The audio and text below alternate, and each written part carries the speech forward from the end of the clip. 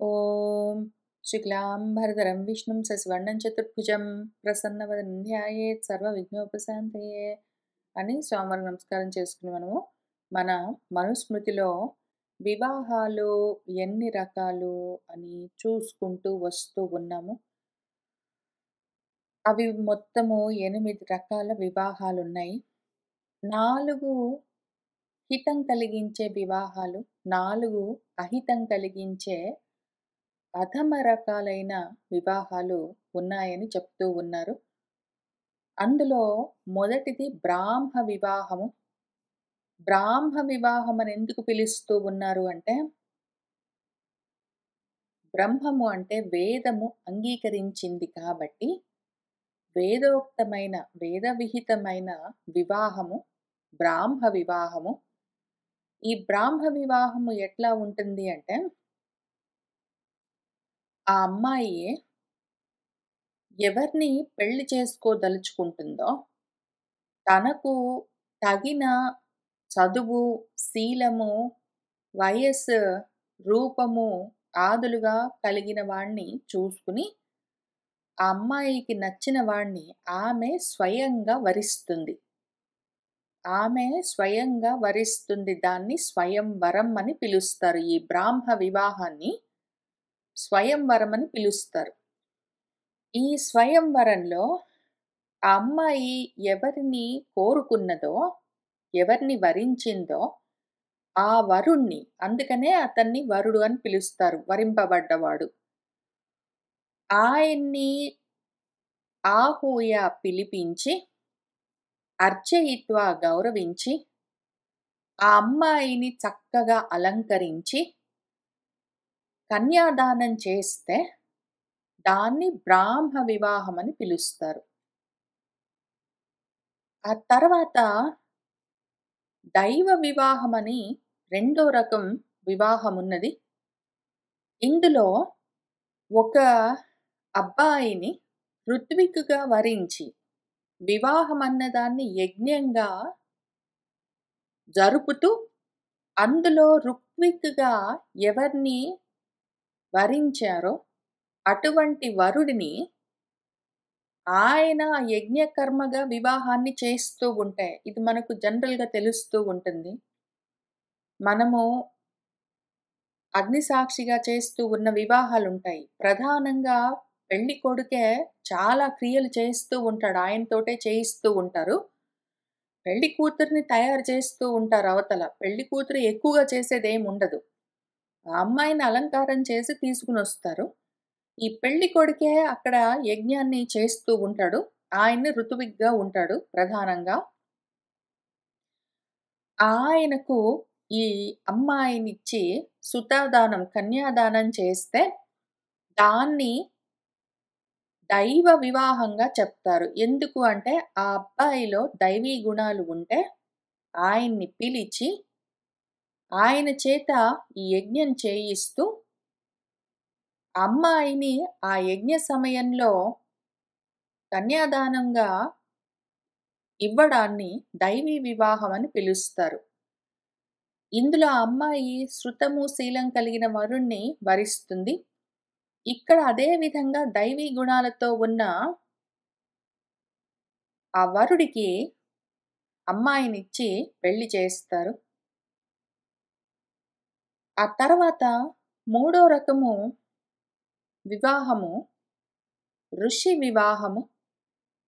ఇందులో కోరికలతో సంబంధము లేదు.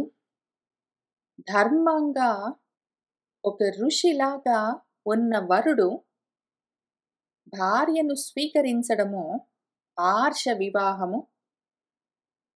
ఈ వివాహంలో మాత్రము వరాత్ వరుడి నుంచి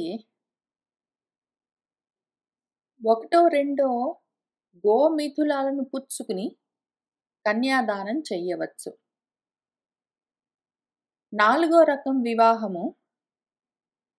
ఇందులో ప్రజాపతులెవరున్నారో తల్లిదండ్రులు, ప్రజలను పాలించేవాళ్ళు, ప్రజలంటే బిడ్డలు, బిడ్డల్ని పెంచిన వాళ్ళు, కని పెంచుతూ ఉన్న తల్లిదండ్రులెవరున్నారో వాళ్ళే ఆ వివాహాన్ని నిర్ణయించి ఆ అబ్బాయిని గౌరవిస్తూ విధిపూర్వకంగా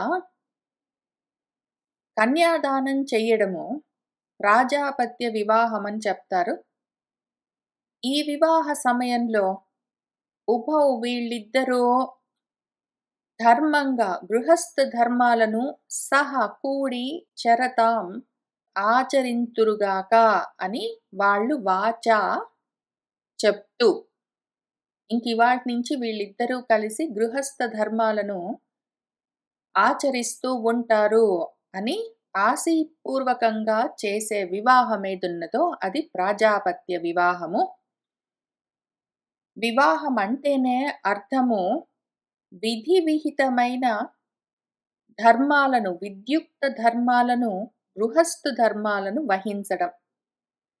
ఈ 4 వివాహాల్లో ఆ పెళ్లి చేసుకున్న దంపతులు విధి విహితమైన విద్యుక్త ధర్మాలను, గృహస్థు ధర్మాలను ఆచరిస్తూ ఉంటారు. కలిసి ఇద్దరు నెరవేరుస్తూ ఉంటారు. ఈ 4 రకాల వివాహ పద్ధతుల్లో ఆ వివాహము ఎవరు జరిపించారో వాళ్లకు హితం కలుగుతుంది. ఆ తర్వాత చెప్పుకునే 4 విధాల వివాహాలు అహితాన్ని కలిగిస్తాయి. ఆ అహితాన్ని కలిగించే వివాహాల్లో మొదటిది అసుర వివాహము, ఆసురీ ధర్మంగా చేసే వివాహము. ఇందులో జ్ఞాతులెవరున్నారో ఆ పెళ్లి చేసుకోబోయే వారి తరఫున బంధువులు ద్రవ్యాన్ని, ధనాన్ని ఇచ్చిపుచ్చుకుంటూ కన్యాదానం చెయ్యడాన్ని అసుర ధర్మంగా చేసే వివాహమని చెప్తారు. ఇది జ్ఞాతుల యొక్క, బంధువుల యొక్క స్వచ్ఛంద వివాహము. వాళ్ళు తమ ఇచ్ఛానుసారంగా నిర్ణయం తీసుకుని ఆ దంపతులకు వివాహం చేస్తారు. ఆ తర్వాత ఈ అహితం కలిగించే వివాహాల్లో రెండో వివాహము గాంధర్వ వివాహము. ఇందులో ఆ వరుడు, ఆ కన్య ఇద్దరు అన్యోన్య సంయోగ ఇచ్ఛయ, ఇద్దరూ కలిసి ఉండాలని కోరుకుని కామ సంభవమైన కోరికతోటే ఒకళ్ళతో ఒకళ్ళు కూడి ఉండాలి అన్న కోరికతోటే నిర్ణయించుకునే పెళ్ళేదున్నదో అది గాంధర్వ వివాహము. ఇది మైథున్యము, మిథున క్రియ తోటే కూడి ఉంటుంది, కామ సంభవమై ఉంటుంది. ఆ పెళ్లి చేసుకోబోయే వాళ్ళిద్దరూ అన్యోన్యంగా ఇష్టపడి చేసుకునే పెళ్లి, కలిసి ఉండాలన్న కోరికతోటే చేసుకుంటారు. దీనికి పెద్దల అనుమతి గాని, వారి ఇష్టాయిష్టాలతో కానీ సంబంధం లేదు. దీన్ని గాంధర్వ వివాహం అని పిలుస్తారు. ఎందుకు అంటే గావ్ ధరతి ఇతి అని దానికి వ్యుత్పత్తి. గావ్ అంటే మాట, దాన్ని ధరించి మాట పట్టుకుని మాట మీద నడుస్తుంది ఆ వివాహము. దానికి విధి గాని, క్రియలు గాని, ఏ విధమైన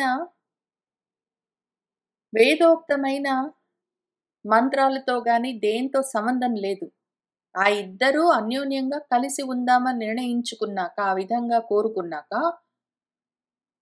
వాళ్ళు ఒకళ్ళకొకళ్ళు ఇచ్చుకునే మాటే ఆ వివాహానికి ఆధారము. గావ్ ఆధారంగా, మాటే ఆధారంగా ఉన్నది కాబట్టి అది గాంధర్వ వివాహము.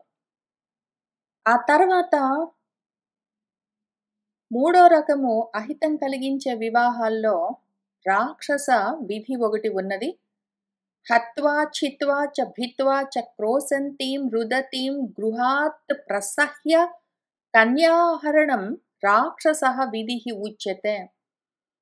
ఆ కన్య ఆక్రోశిస్తూ ఉంటే, రుదతి ఏడుస్తూ ఉంటే, ఆమె అరుస్తూ ఉంటే, ఆమె ఏడుస్తూ ఉంటే అవసరమైతే హత్వా, అడ్డొచ్చిన వాళ్ళని చంపుతూ చిత్వా, వస్తువులన్నింటినీ లేదా మనుషులనైనా సరే నరుకుతూ భిత్వా, అన్నింటినీ బ్రద్దలు కొడుతూ, ప్రసహ్య బలవంతంగా, గృహాత్ ఇంటిలో నుంచి కన్యను అపహరించుకుని పోవడాన్ని రాక్షస విధి అని ఉచ్యతే చెప్తారు. అది రాక్షస విధిగా చెప్పబడుతుంది.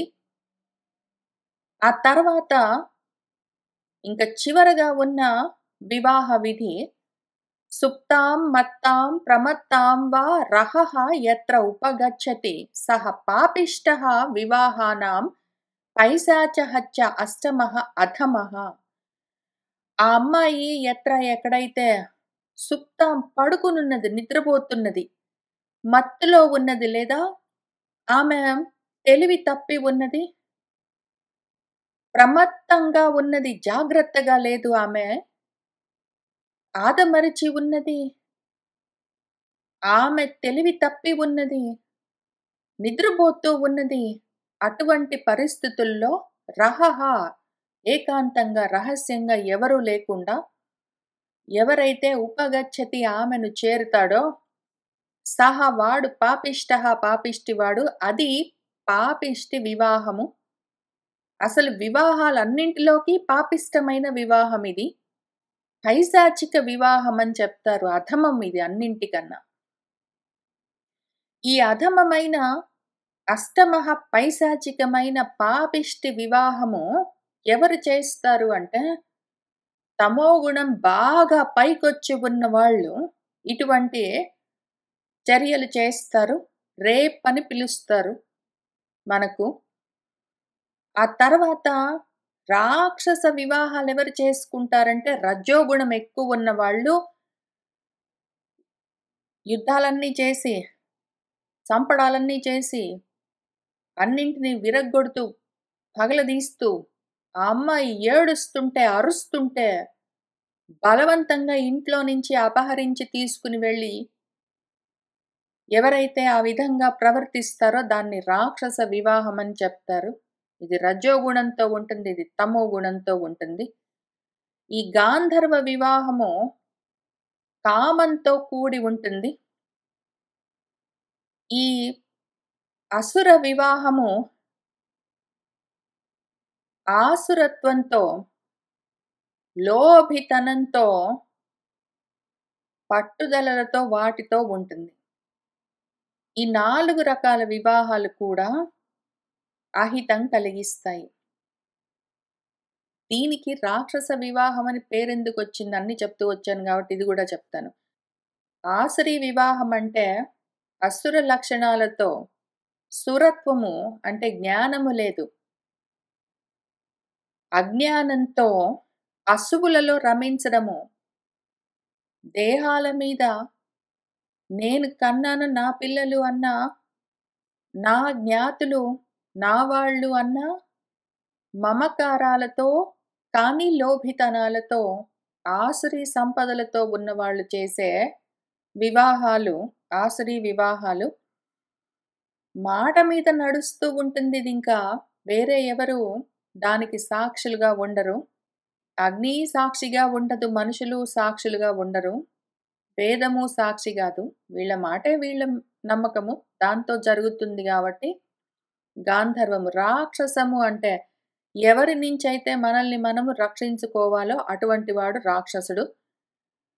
అటువంటి వివాహము రాక్షస వివాహము. పైశాచికము మాంసము అసనము చేయడము, మాంసాన్ని భుజించడము. వీళ్ళు శరీరము దేహంతోటే సంబంధము, దేహంతో వాళ్ళకి ఆ కోరికలు తీర్చుకోవడమే ముఖ్యము, దాన్ని మించేముండదు. కాబట్టి పైశాచము.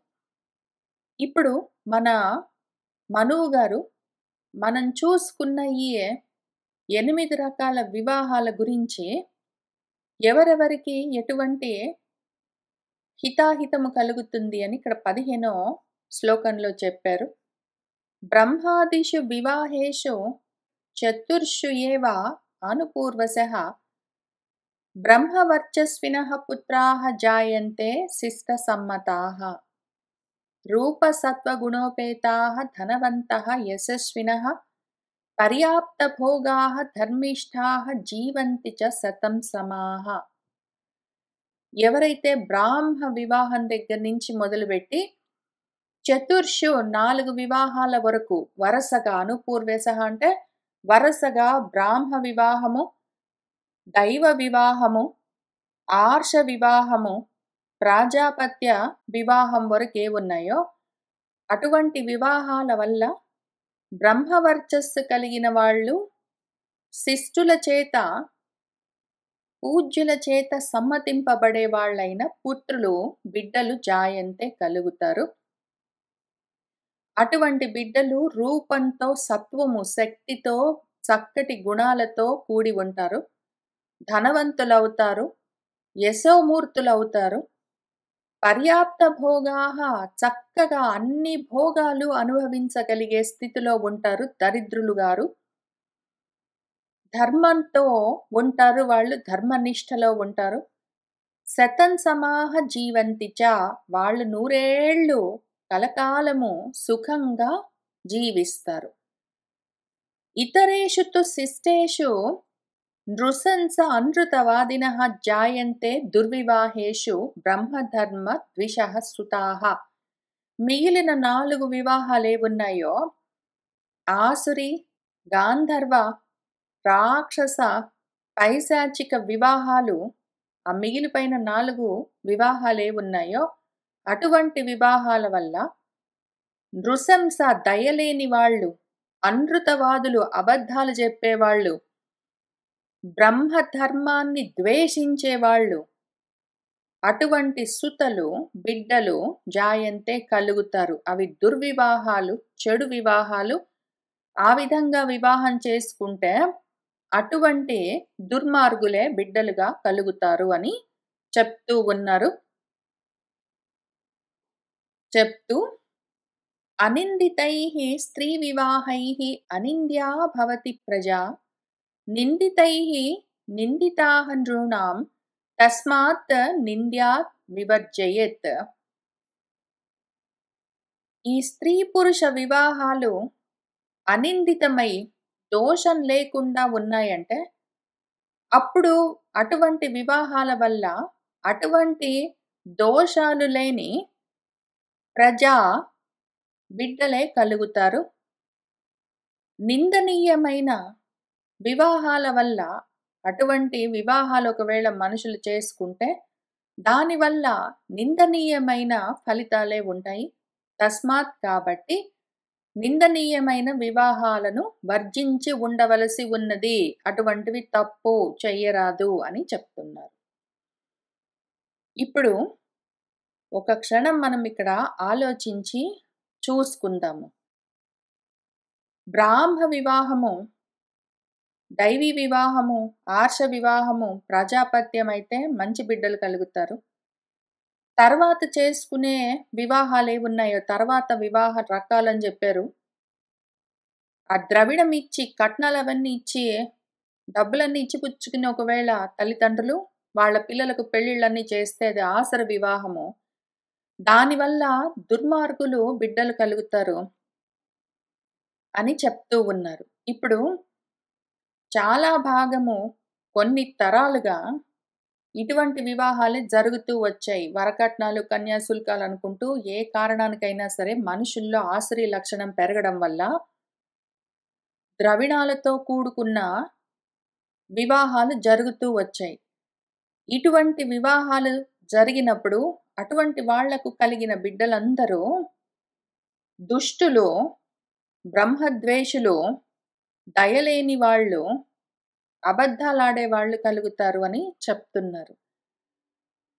తర్వాత గాంధర్వ వివాహాలు, వాళ్ళిద్దరూ యువతీ యువకులు ఒకరికొకళ్ళు మాట ఇచ్చుకుని పెళ్లిళ్ళు చేసుకుంటే కూడా అవి ఫలించవు. వాటి వల్ల కలిగే సంతానం కూడా దుష్టమైన సంతానం కలుగుతుంది అని చెప్తున్నారు. ఒకవేళ ఆ అమ్మాయి వద్దు అని అరుస్తూ ఉంటే కూడా రాక్షసంగా అమ్మాయిని బలవంతంగా అపహరించి తీసుకుని వెళ్తే అటువంటి పరిస్థితిలో ఆ అమ్మాయికి బిడ్డలు కలిగితే వాళ్ళు కూడా అటువంటి బిడ్డలందరూ దుష్టులవుతారు. పైశాచికంగా ఆ అమ్మాయికి స్పృహ లేకుండా ఉన్న సమయంలో ఆమెను అనుభవిస్తే, ఆ రేపు వల్ల కలిగే బిడ్డలు కూడా మళ్ళీ దుష్టులే కలుగుతారు అని ఇక్కడ మన మనువు గారు రాశారు. ఆయన ఏమి రాశారు? ఎందుకు రాశారు? అని మనం జాగ్రత్తగా చూసుకోవలసి ఉంది. ఇటువంటి వివాహాలు చెయ్యరాదు. అటువంటి వివాహాలు వదిలిపెట్టాలి. తప్పు అని చెప్తూ, అయినా కూడా ఇవన్నీ వివాహాలుగానే ఆయన ఎందుకు చెప్పారు? 8 రకాల వివాహాల్లో ఇటువంటి 4 రకాలుగా ఉన్న వివాహాలు వద్దు, తప్పు, చెయ్యరాదు, చేసుకోరాదు అని చెప్తూ కూడా మళ్ళీ వివాహాలని ఎందుకన్నారు? వాటికి ఇటువంటి సంతతి కలుగుతుందని ఎందుకు చెప్పారు? వీటిని మనం జాగ్రత్తగా అర్థం చేసుకోవాలి. ఒకటి, వీటిని కూడా ఇటువంటి వివాహాలను కూడా అవి ఆసురమైనా సరే, రాక్షసమైన, పైశాచికమైన, గాంధర్వమైన ఏవైనా సరే, వాటిని కూడా వివాహమని ఎందుకు అంగీకరించారు అంటే, వాటి వల్ల కలిగే బిడ్డలు నష్టపోరాదు, వాళ్ళు అనాథలు కారాదు. వాటిని కూడా వివాహాలుగానే ఎవరైనా ఒక అమ్మాయికి రేప్ జరిగితే, దానివల్ల ఒకవేళ బిడ్డలు కలిగితే, ఆ కలిగిన బిడ్డలు అనాథలు కారాదు. వాళ్ళను మన సమాజము వెలివేయరాదు. అట్లానే రాక్షసంగా ఎవరైనా కిడ్నాప్ చేసి ఒక అమ్మాయిని బలవంతంగా తీసుకుని వెళ్ళి ఒకవేళ ఆమెతో సంసారం చేస్తే, ఆమెకు ఒకవేళ బిడ్డలు కలిగితే ఆ బిడ్డలు కూడా నష్టపోరాదు. వాళ్ళను కూడా సమాజము గౌరవించవలసి ఉంటుంది. వాళ్ళను కూడా వివాహం ద్వారానే కలిగిన బిడ్డలుగానే అంగీకరించవలసి ఉంటుంది కాబట్టి వాళ్ళందరినీ అన్ని రకాల పరిస్థితుల్లో ఏ పరిస్థితుల్లో బిడ్డలు కలిగినా సరే వాళ్ళందరినీ మన శాస్త్రము అంగీకరించింది. అవన్నీ కూడా వివాహాలుగా ఎందుకు అంగీకరించింది అంటే, ఏ విధంగా బిడ్డలు కలిగినా సరే ఆ బిడ్డలు వివాహం ద్వారా కలిగిన బిడ్డలుగానే మనము స్వీకరించవలసి ఉంటుంది. మనం వాళ్ళని వేరు చేసి చూడ్డానికి వీల్లేదు. పిల్లలకు అన్యాయం జరగరాదు. వాళ్లకు మనము ద్రోహం చెయ్యరాదు. కాబట్టి వాళ్ళను కాపాడుకోవడం కోసము ఎటువంటి పరిస్థితుల్లో బిడ్డలు కలిగినా సరే వాళ్ళందరినీ కూడా వైవాహికంగా కలిగిన బిడ్డలుగానే మన శాస్త్రము మనకు చెప్తూ ఉన్నది. అయితే మరి అంతా చెప్పి ఇక్కడెందుకు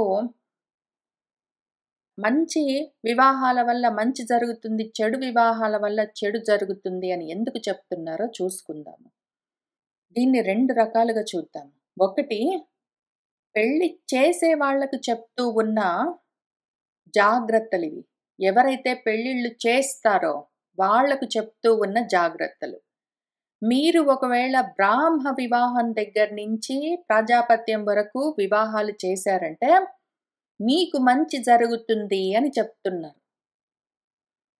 ఒకవేళ మీరు మంచి పెళ్ళిళ్ళు చేశారంటే మీకు కలిగిన సంతానానికి మీరు హితకరమైన వివాహాలు చేశారంటే, బ్రాహ్మము చేశారు, ఆ అమ్మాయి ఇష్టపడ్డ వరుణ్ణి సాదరంగా ఆహ్వానించి కన్యాదానం చేస్తే మీకు ఆ కన్యాదాన ఫలితము కలుగుతుంది.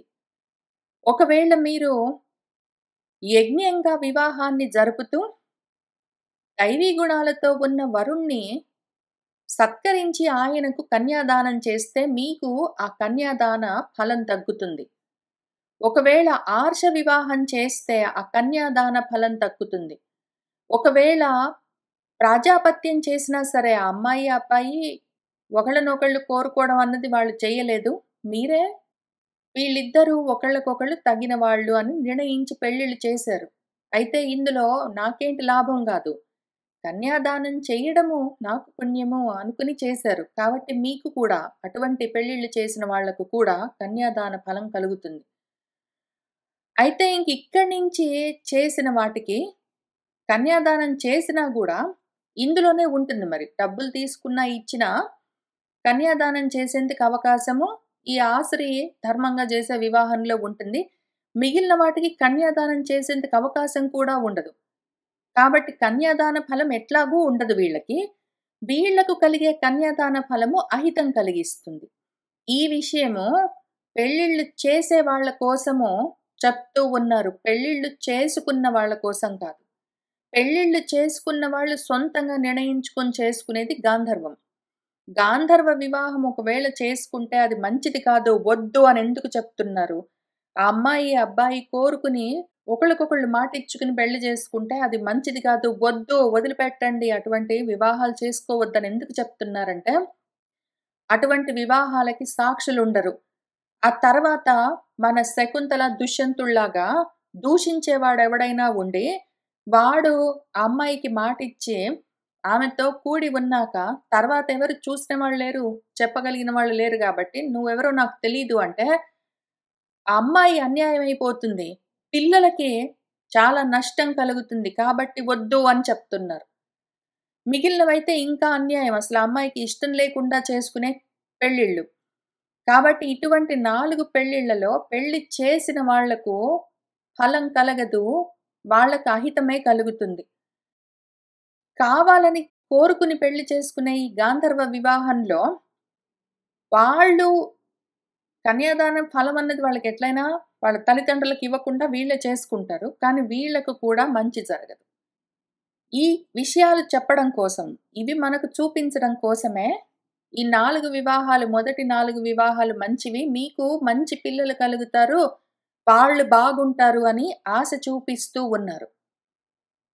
ఎవరైతే ఇటువంటి చక్కటి వివాహాలు చేసుకుంటారో వాళ్లకు మంచి పిల్లలు కలుగుతారు అని చెప్తూ, కాబట్టి పెళ్ళిళ్ళు చేసుకునే వాళ్లకు ఇటువంటివి చేసుకోండి అని వాళ్ళని ప్రోత్సహిస్తూ, మిగిలిన 4 వివాహాలు అనర్థం కలిగిస్తాయి వాళ్లకు, వాళ్ళ పిల్లలకు, కాబట్టి వద్దు అని చెప్తూ ఉన్నారు. అట్లానే పెళ్ళిళ్ళెవరు చేస్తారో, ఆ చేస్తూ ఉన్న తల్లిదండ్రులకు కూడా మీకు మంచి జరుగుతుంది, కన్యాదాన ఫలము, పుణ్యం కలుగుతుంది. కాబట్టి ఈ ముందు చెప్పిన 4 వివాహాలు చేయండి. తర్వాత 4 మంచివి గాదు, చెయ్యొద్దు అని ఎందుకు చెప్తున్నారంటే, అందరికీ అన్ని రకాలుగా అపకారం చేసే వివాహాలు వద్దు అని చెప్తూ, అదే సమయంలో అటువంటివి మనుషుల గుణాలను బట్టి ఒకవేళ జరిగితే దుర్మార్గమైన వివాహాలు, అటువంటి పరిస్థితుల్లో కలిగిన బిడ్డలకు అన్యాయం కలగకుండా వాటిని కూడా వివాహాలుగా అంగీకరించారు. ఇది చాలా జాగ్రత్తగా ఆలోచించుకోవాలి. ఎందుకు అంటే, వీటికి ఒక్కొక్క ఎగ్జాంపుల్ చూసుకుందాము. మనకి డబ్బులిచ్చి పుచ్చుకునే పెళ్ళిళ్ళే చాలా జరిగాయి ఇంతకాలము. ఇన్ని పెళ్ళిళ్ళలో కట్నాలు తీసుకుంటూ, కట్నాలిస్తూ, వస్తువులు ఇచ్చిపుచ్చుకుంటూ, రకరకాలుగా చేసుకుంటూ వస్తూ ఉన్న పెళ్ళిళ్ళలో కలిగిన పిల్లలందరూ దయలేని వాళ్ళు, అబద్ధాలాడేవాళ్ళు, బ్రహ్మద్వేషులు, దుర్మార్గులు అయి ఉండడం అన్నది లేదు గదా! కలిగిన పిల్లల్లో శిష్టులు మంచివాళ్ళు కూడా ఉన్నారు. అయితే అటువంటి వివాహాలు ఇంతకాలంగా ఇన్ని తరాలుగా చేస్తూ వస్తూ ఉన్నవాళ్ళు, డబ్బులిచ్చి పుచ్చుకుంటూ వివాహాలు తమ పిల్లలకు చేస్తూ ఉన్న వాళ్ళెవరున్నారో, వాళ్ళకి కన్యాదాన ఫలము, పుణ్యము కలగలేదు. వాళ్ళు కన్యాదానాలు చేసినా గూడా వాళ్లకు అపకారమే కలిగింది. వాళ్ళేమి బాగుపడరు. కానీ అటువంటి పెళ్ళిళ్ళ వల్ల కలిగిన బిడ్డలందరూ చెడిపోతారని చెప్పడానికి వీల్లేదు. ఎవరి గుణాన్ని బట్టి, ఎవరి బుద్ధిని బట్టి ఆ బిడ్డలు ఆ విధంగా మంచి మార్గంలో కానీ, చెడు మార్గంలో కానీ వెళ్ళవచ్చు. గాంధర్వ వివాహానికి మనకు తెలిసిన ఉదాహరణ శకుంతల, దుష్యంతుడు, అట్లాంటివెన్నైనా ఉంటాయి. కామంతో, మైథునం కావాలన్న కోరికతో ఏదో మాటిచ్చుకుని కలుస్తారు. దాని తర్వాత వాళ్ళ వల్ల కలిగే బిడ్డలందరూ దుర్మార్గులు, దుష్టులు, బ్రహ్మద్వేషులుంటారని చెప్పడం కష్టం. ఎందుకంటే మన శకుంతల, దుష్యంతుడికి కలిగిన బిడ్డ మన భరతుడు. ఆయన పేరు మీదుగా మనందరము వచ్చాము. మన భరత వంశము ఆయన నుంచొచ్చింది. కాబట్టి ఇక్కడ చెప్తున్నదేమి మనువు అంటే, ఇటువంటి అధార్మికమైన వివాహాలని ఖండిస్తూ వాటిని అటువైపు వెళ్ళొద్దు అని భయపెట్టడమే ముఖ్యోద్దేశంగా ఆయన చెప్తూ ఉన్నారు. కానీ ఆ వివాహాలని ఆయన నిరాకరించట్లేదు. ఆ తర్వాత రాక్షసి వివాహాలు, హత్యలు చేసైనా సరే, చిన్నాభిన్నం చేస్తూ, రకరకాలుగా పెళ్ళిళ్ళన్నీ చెయ్యడము మనకు తెలిసిన ఎగ్జాంపుల్ మన భీష్ముడు. ఆయన విచిత్ర వీరుడికే పెళ్లి చేయాలని నిర్ణయించుకున్నాక విచిత్రంగా చేశాడు పెళ్లి. అంబ, అంబిక, అంబాలిక వాళ్ళను బలవంతంగా ఎత్తుకునొచ్చి పెళ్ళిళ్ళు చేశాడు. ఆ పెళ్ళిళ్ళ వల్ల కలిగిన బిడ్డలందరూ దుర్మార్గులు, దుష్టులు అని చెప్పలేం గదా! అయితే ఆ రకంగా కన్యాహరణం చేసుకొనొచ్చి పెళ్ళిళ్ళు చేసిన భీష్ముడేం బాగుపడలేదు. ఆయనకు అన్ని పెళ్ళిళ్ళు చేశాడు. ఆయన మన విచిత్ర వీరుడికి పెళ్ళిళ్ళు చేశాడు. ఆ తర్వాత మన అంబికకు, అంబాలికకు కలిగిన ధృతరాష్ట్రుడు, పాండురాజు, విదురుడికి కూడా పెళ్ళిళ్ళు చేశాడు. కానీ ఇన్ని పెళ్ళిళ్ళు చేసినా గూడా ఆయనకు కన్యాదాన ఫలం ఎందుకు కలగలేదు? రాక్షసి వివాహాలు చేశాడాయన. ఆ తర్వాత పడుకొని నిద్రపోతున్న వాళ్ళని ఇటువంటివి ఇంకా మనకు భారతంలో, భాగవతంలో ఎగ్జాంపుల్స్ రాలేదు. రామాయణంలో అక్కడ. వచ్చుంటే మనం చెప్పుకునేవాళ్ళం. లేదా సినిమాల నిండా ఇట్లాంటివే ఉంటాయి. సినిమాల్లో రాక్షసి వివాహాలు, పైశాచిక వివాహాల్ని యాక్చువల్‌గా అటువంటి రాక్షసుడిని హీరోగా పెట్టి, ఆ అమ్మాయిని కిడ్నాప్ చేసి తీసుకెళ్ళి, తర్వాత ఇంకా ఆ అమ్మాయి అతను ఇష్టపడుతూ ఉన్నది, వాళ్ళిద్దరు బానే ఉన్నారు అని ఏదో హ్యాపీ ఎండింగ్ టైప్‌లో చూపిస్తారు. దాన్ని యాక్చువల్‌గా స్టాక్‌హోమ్ సిండ్రోమ్ అని పిలుస్తారు. ఎవరైతే కిడ్నాప్ చేస్తారో అటువంటి కిడ్నాపర్ పైనే ప్రేమ ఉన్నది అని ఆ అమ్మాయి అనుకోవడాన్ని స్టాక్‌హోమ్ సిండ్రోమ్ అంటారు. అదసలు యాక్చువల్‌గా ప్రాబ్లమ్. ఆ తర్వాత పైశాచిక వివాహాలు రేప్ చేసే వాడిని హీరోగా చూపిస్తూ ఏదో గృహప్రవేశం లాంటి సినిమాలన్నీ తీస్తారేంటో విచిత్రంగా అట్లాంటిది అదొకటే కాదు. అదొకటి గుర్తొస్తుంటది మధ్య మధ్యలో నాకు. అవన్నీ చూపించడం వల్ల అవన్నీ చాలా గొప్పవనిపిస్తాయి. తప్పు. దానివల్ల మహాపాపం కలుగుతుంది. అయితే పాపం కలుగుతుంది అంటే కలిగే పిల్లలు పాపాత్ములవుతారని గాదు. అటువంటి పెళ్ళిళ్ళు చేసుకున్న వాళ్ళకి, చేసిన వాళ్ళకి పాపం కలుగుతుంది. బిడ్డలకు అటువంటి శాపం మనం పెట్టరాదు. వాళ్ళు ఒకవేళ ఎటువంటి అనాచారంతో కూడిన పెళ్ళిళ్ళు చేసుకున్నా సరే, వాటిని పెళ్ళిళ్ళుగానే ఎందుకు ఒప్పుకున్నాము అంటే, బిడ్డలు నష్టపోరాదు అందుకని. మన భీష్ముడున్నాడు. ఆయన హత్వా, చిత్వా, భిత్వా జేశాడు. అంబిక, అంబాలిక, అంబను వాళ్ళని తీసుకొనొచ్చి. ఆ తర్వాత ఏం జేశాడు, మన ధృతరాష్ట్రుడికి గాంధారి దేవినిచ్చి మామూలుగా పెళ్లి జేశాడు. ఏ పెళ్లి? మళ్ళీ ప్రజాపత్యం జేశాడాయన. ఆయనే నిర్ణయించి ఏదో పెళ్లి జేశాడు. ఆ తర్వాత మన పాండురాజుకేం జేశాడు, ఒకటేమో ప్రాజాపత్యం జేశాడు. మన కుంతీదేవిని తీసుకొనొచ్చి పాండురాజుకిచ్చి పెళ్లి జేశాడు. తర్వాత మాద్రికి డబ్బులిచ్చి వాళ్ళమ్మ వాళ్ళకి, మాద్రిని తీసుకొనొచ్చి మళ్ళీ పాండురాజుకిచ్చి పెళ్లి జేశాడు. ఒకటి ప్రాజాపత్యం జేశాడు, ఒకటి ఆసురం జేశాడు, 3 రాక్షసం జేశాడు. ఇంతకీ ఆయన చేసిన పెళ్ళిళ్ళన్నీ ఇక్కడిక్కడున్నాయి. కనీసం ఈ ప్రాజాపత్యం కుంతినిచ్చి పెళ్లి జేశాడు. అంతకన్నా ముందు గాంధారిని ఏదో అట్లాంటివి ఒకటో రెండో ఉన్నా గూడా మిగిలినవన్నీ ఎన్ని రకాలు చేయాలో అన్ని రకాలు చేసుకుంటూ వచ్చాడు. అట్లాంటి వాళ్ళు పెళ్ళిళ్ళు చేస్తే వాళ్లకు పాపం కలుగుతుంది, మంచి జరగదు అని చూపించడం కోసమే ఇక్కడ ఈ శ్లోకాలను ఇచ్చారు. ఆ కలిగే బిడ్డలు దుర్మార్గమైన వాళ్ళో, సన్మార్గంలో ఉన్న వాళ్ళో అని చెప్పడము ఆ బిడ్డల యొక్క బుద్ధిని బట్టి ఉంటుంది. వాళ్ళ గుణాలను బట్టి ఉంటుంది. ఈ విషయము ఎవరికి వాళ్ళు ఓపిక చేసుకొని జాగ్రత్తగా ఆలోచించుకోండి. చెప్తున్న విషయం ఏంటో అర్థం చేసుకోవడం ముఖ్యము.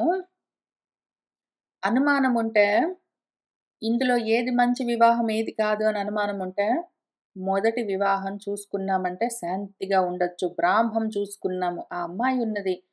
తనకు తగిన శీలవంతుడు, గుణవంతుడు, శృతవంతుడు అయిన వరుణ్ణి ఆమె వరిస్తే సంతోషంగా ఆ అమ్మాయిని ఆయనకిచ్చి వివాహం చేయడము బ్రాహ్మ వివాహం. ఇది బ్రహ్మ మార్గంలో ఉన్న మనందరికీ ఎంతో హితం కలిగిస్తుంది.